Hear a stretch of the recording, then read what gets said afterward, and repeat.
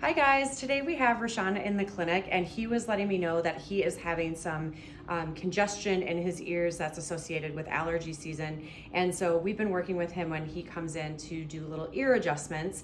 And we're not so much adjusting the ears as we're creating movement in the little ossicles or stones that lie within the inside of the ear. So when we do this little motion, it mobilizes those ossicles and allows for drainage in the ears. So it's super simple and looks a little bit like this.